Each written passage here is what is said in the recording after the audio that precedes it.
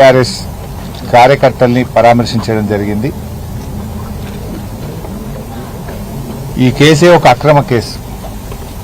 ప్రజాస్వామ్య పద్ధతుల్లో ఎన్నికల్లో గెలవలేక పోలీస్ లాఠీలతోని అక్రమ కేసులతోని ఇవాళ గెలవాలనేటువంటి ప్రయత్నం కాంగ్రెస్ పార్టీ చేసింది. నిజంగా చెప్పాలంటే మెదక్లో బీఆర్ఎస్ పార్టీ ఒక సీట్ ఎక్కువ గెలిచింది. ఎన్నికలకు ముందు రోజు ఎమ్మెల్యే గారు అర్ధరాత్రి 12:30కు ఎందుకు ఆ వార్డులోకి వెళ్లారు? ఇది ఎన్నికల నియమ నిబంధన ఉల్లంఘన కాదా? సాయంత్రం 5 గంటలకు ప్రచారం ముగిసింది. 5 గంటల తర్వాత ఎవరూ ప్రచారం చేయడానికి వీల్లేదు. ఆ వార్డుకు సంబంధం లేని ఓటర్లు ఆ వార్డుల్లో తిరగకూడదు. మరి ఆ వార్డుకు ఎందుకు ఎమ్మెల్యే గారు రాత్రి 12:30కు 4 కార్ల కాన్వాయ్తో వెళ్లారు?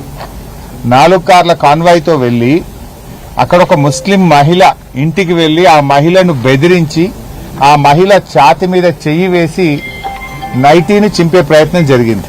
ఎమ్మెల్యే గారు గన్మెనే దాడి చేసినాడు. సో ఒక ముస్లిం మహిళ మీద దాడి చేసినప్పుడు, ఆమె ముస్లిం మహిళ ఛాతి మీద చెయ్యి వేసి దాడి చేసినప్పుడు సహజంగానే ప్రజల్లో ఆవేశం వస్తుంది కదా. సహజంగానే ప్రజల్లో ఒక ముస్లిం మహిళ మీద మరో గన్మెన్ ఆ రకంగా చెయ్యి వేసి దాడి చేసి ఛాతి మీద చెయ్యి వేసినప్పుడు ఎవరైనా స్పందిస్తారు కదా. నువ్వు ఆ రాత్రి 12:30కి ఎందుకు పోయినారు?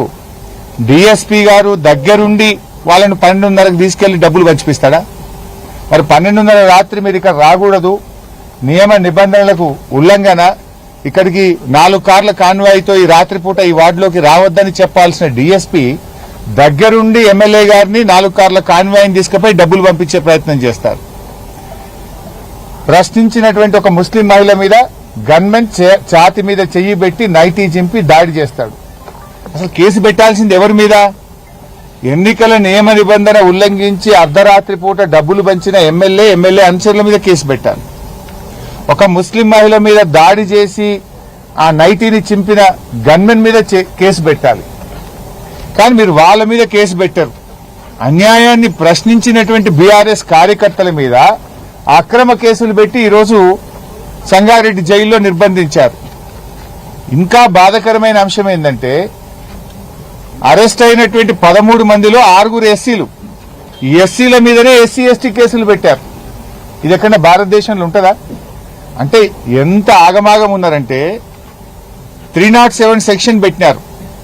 307 సెక్షన్ ఇంపోజ్ చేయాలన్నప్పుడు ఒక పిటిషన్ వస్తే ఎవరికైనా ఇంజురీ జరిగిందా, ఇంజురీ జరిగితే అతన్ని హాస్పిటల్కి తీసుకెళ్లి మెడికల్ రిపోర్ట్ తెప్పించి గాయమైందని చెప్పి డాక్టర్లు నిర్ధారిస్తే 307 సెక్షన్ ఇంపోజ్ చేస్తారు. అసలు మెడికల్ రిపోర్ట్ లేదు, ఇంజురీ జరిగిందే లేదు, గాయం అయిందే లేదు. గాయం కాకపోయినా 307 సెక్షన్ పెడతారు. ఎస్సీల మీదనే ఎస్సీ/ఎస్టీ కేసులు పెడతారు. అంటే ఎంత గుడ్డిగా ఈరోజు పోలీసులు అధికార పార్టీకి కొమ్ము కాస్తున్నారో మనకు అర్థమైతా ఉంది. నేను ఆ పోలీసు అధికారులను కూడా హెచ్చరిస్తా ఉన్నా. ఇలా మెడికల్ రిపోర్ట్ లేకుండా ఎస్సీల మీద ఎస్సీ/ఎస్టీ కేసులు పెట్టి ఇష్టారాజ్యంగా మీరు మా వాళ్ళని అరెస్ట్ చేస్తుంటే రేపు వీటన్నిటికీ మీరు సమాధానం చెప్పాల్సి వస్తుంది. చట్టం ఇవాళ కాకపోతే రేపైనా మిమ్మల్ని శిక్షించక తప్పదు. రేపు దీనికి తగిన మూల్యం మీరు చెల్లించుకోవాల్సి వస్తుంది. ఏం చెప్తే అది చేయడం కాదు కదా. ఇప్పుడు ఎమ్మెల్యే గారు రాత్రి 12:30కు ఎన్నికల నియామావళిని ఉల్లంఘించి రాత్రి 12:30కు ఆ వార్డుకి ఎందుకు వచ్చిండు? దీనికి సమాధానం చెప్పండి. 4 కార్ల కాన్వాయ్తో వచ్చిన ఎమ్మెల్యే మీద ఈ రోజు వరకు ఎందుకు కేసు నమోదు కాలేదు? 5 గంటలకు ప్రచారం అయిపోయింది. రాత్రి 12:30కు 10ల సంఖ్యలో ఫాలోవర్స్ వేసుకొని 4 కార్ల కాన్వాయ్తో వచ్చిన ఆ ఫాలోవర్స్ మీద ఎమ్మెల్యే మీద కేసు ఎందుకు పెట్టలేదు? ఆ వాహనాలు ఎందుకు సీజ్ చేయలేదు? దగ్గరుండి డీఎస్పీ ఎందుకు డబ్బులు పంచిచ్చాడో సమాధానం చెప్పండి. నంబర్ 1. నంబర్ 2, ఆ రోజు ఎమ్మెల్యే గారి కాన్వాయ్ కారు ఒక బీఆర్ఎస్ కార్యకర్త మీద ఎక్కించి ఆయన కాలు మీద నుంచి పోయిందని బీఆర్ఎస్ కార్యకర్త పిటిషన్ ఇస్తే, నా మీద దాడి జరిగిందని పిటిషన్ ఇస్తే ఈ రోజు వరకు ఎందుకు కేసు నమోదు చేయలేదో సమాధానం చెప్పండి. నంబర్ 3, బీఆర్ఎస్ కార్యకర్త ఆటో మీద 2 కాంగ్రెస్ గుండాలు పోయి పెట్రోల్ జల్లి అర్ధరాత్రి పూట ఆటో తగలబెడితే వీడియోలతో సహా సాక్ష్యాధారాలతో సహా పోలీస్ స్టేషన్కి వెళ్లి కంప్లైంట్ ఇస్తే 3 గంటలు పోలీస్ స్టేషన్లో కూర్చున్నా ఎందుకు దరఖాస్తు తీసుకోలేదు, ఎందుకు ఈ నిమిషం వరకు ఎఫ్ఐఆర్ చేయలేదో సమాధానం చెప్పాలి. సిఐ గారితో నేను మాట్లాడినా, డిఎస్పీ గారితో మాట్లాడాం, జిల్లా ఎస్పీతో మాట్లాడినాం. ఆటో తగలబెట్టిన విజువల్స్ వ్యక్తులు వీడియోలో స్పష్టంగా కనబడుతుంటే కంప్లైంట్ ఇస్తే ఇప్పటికి 48 గంటలైనా ఎఫ్ఐఆర్ బుక్ చేయలేదు, గుండాలను అరెస్ట్ చేయలేదు. దీనికి ఇలా డీజీపీ శివధర్ రెడ్డి గారు సమాధానం చెప్పాలి. నంబర్ 3. నంబర్ 4, నిన్న రాత్రి టిప్పర్ని తగలబెట్టినారు. బీఆర్ఎస్ కార్యకర్తకు సంబంధించినటువంటి ఒక టిప్పర్ను నిన్న రాత్రి పెట్రోల్ పోసి తగలబెట్టినారు. శివధర్ రెడ్డి గారు కాకి బుక్కు అందరికీ సమానమే, ఈ రాష్ట్రంలో కాకి బుక్ ఉన్నదని కథలు చెప్తున్నావు కదా, మరి నీ కాకి బుక్ ఏం చేస్తుంది అని నేను శివధర్ రెడ్డిని అడుగుతా ఉన్నా. డీజీపీ గారు చట్టం ఉండదా? ఒక బీజేపీ నాయకుడేమో పోలీసు వాళ్ళని గల్లాబట్టి లాక్కరండి, తన్నండి పోలీసు వాళ్ళని అంటే కేసు పెట్టో అరెస్ట్ చేసే దమ్ము లేదు నీకు.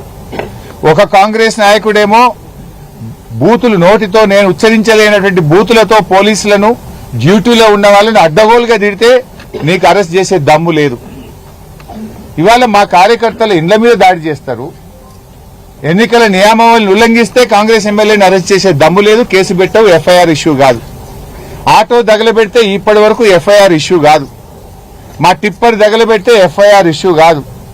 మా కార్యకర్త కాళ్ల మీదకెళ్ళి కారు నెక్కించి దాడి చేసి మా కార్యకర్త పోయి బీఆర్ఎస్ కార్యకర్త పోలీస్ స్టేషన్ లో పిటిషన్ ఇస్తే పిటిషన్ తీసుకోవు, ఈ నిమిషానికి ఎఫ్ఐఆర్ కాదు. అంటే కాకి బుక్ కాంగ్రెస్ పార్టీకి చుట్టమైందా? ఏం శివధర్ రెడ్డి గారు ప్రశ్నిస్తే కేసులు పెట్టావా? ఎంతమంది మీద కేసు పెడతావు?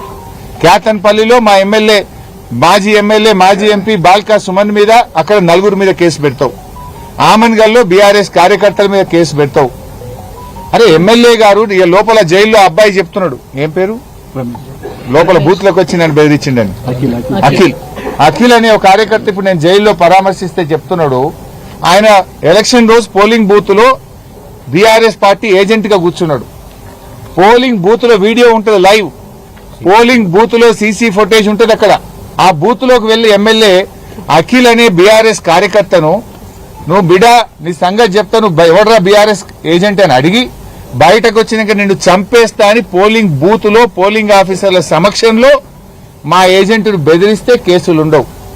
ఇదేనా శివధర్ రెడ్డి నీ చట్టం? డీజీపీగా ఇదేనా నువ్వు ఈ రాష్ట్రాన్ని యొక్క చట్టాన్ని అమలు చేసేది? అంటే నీ కాకి బుక్ ఏం చేస్తుంది అని అడుగుతా ఉన్నా. ఈజ్ యువర్ కాకి బుక్ ఈజ్ వర్కింగ్? నో, నీ కాకి బుక్ రేవంత్ రెడ్డికి